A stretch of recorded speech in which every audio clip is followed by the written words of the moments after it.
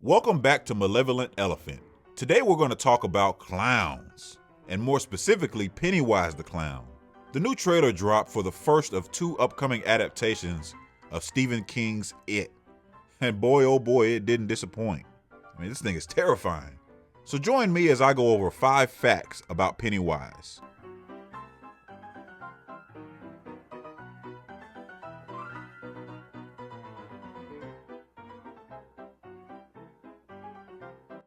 Number 5 is the inspiration. Stephen King has stated that the inspiration for the evil clown was a combination of Ronald McDonald, Bozo the Clown, and Clarabelle, who was the mute clown from back in the day on that show Howdy Doody. Further reports indicate that another huge influence on Pennywise was derived from famous serial killer John Wayne Gacy, who had an evil alter ego, Pogo the Clown. Pennywise was a mentally taxing character for Stephen King and gave him writer's block at times. This was likely because A, Pennywise was a very complex villain and had a bunch of layers to him, and because it was a long-ass horror book. I mean, this book is so long, it's over 1,000 pages. So that was probably part of it too. Stephen King said that if he personally had written the script for the It movie, or the It miniseries rather, it would have been a 32-hour miniseries. Number 4 is that he's an alien. Pennywise is not from Earth. It came from a dimension outside of space, which is kind of creepy, and basically just kind of wound up in the town of Derry. Pennywise is called It because it's not actually a he or a she, or exact entity for that matter. The clown is just one of the forms of the alien itself.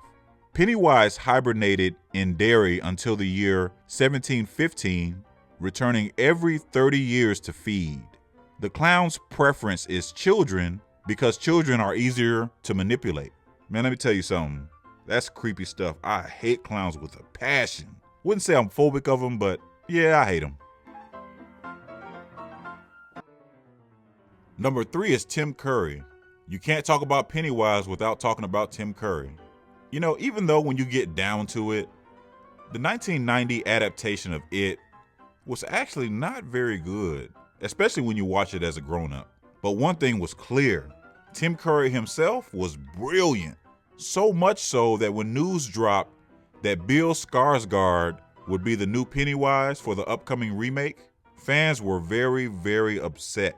I would imagine that has subsided now a bit, since the new trailers are out. Curry was so good as Pennywise that when they were shooting the miniseries, everyone did their best to avoid him like the plague on set.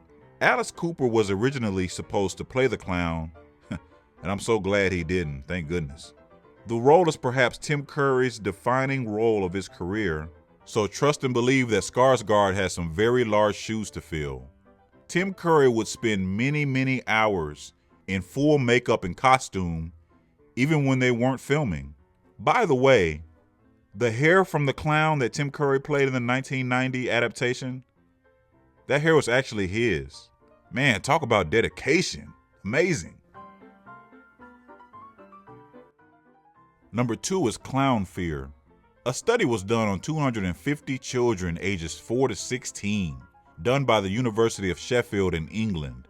And it revealed something shocking. You see, there was a hospital that was being redesigned in England, and the hospital wanted to use clowns in their art and decor. Every single one of the 250 kids said that they disliked clowns, with many of them saying they were actually fearful of clowns. Coulrophobia, which is the phobia of clowns, of course, is actually a very common phobia, and it's not just limited to evil clowns. This is exactly why famous clowns in pop culture, such as the Joker and Pennywise, work so well. I just don't like the damn things. They have this creepy pedo vibe to them. I'm out. Hell to the no. Number 1 is Bill Skarsgård. The new adaptation of the iconic clown will be a lot closer to the version in the book. It will be much more evil and sinister. And thank goodness. The crazy thing is Skarsgård is 6'4". I mean, that is tall, man. And it just makes it that much more scary. And much like Tim Curry did, Skarsgård reportedly freaked everyone out on set. The newest version will be rated R, which in my opinion is the only way to do a film like this justice. I mean, you gotta make it rated R. And it will be 2 parts. The first one will be when the kids, which are called the Losers Club, are kids. The next one, of course, will be when they grow up. Man, I am so excited for this movie. I cannot wait. Thank you so much for watching. Let me know down in the comments, are you going to see this movie? Also, what's the scariest movie you've ever seen? For me, I would probably say The Exorcist is probably my #1 horror film still. I mean, it still freaks me out. But I am so stoked to see this movie. Remember, don't forget to like the video. It really helps me out. Also, subscribe if you haven't already. Hit the bell for notifications so that you'll know when I make a new video. And I'll see you next time.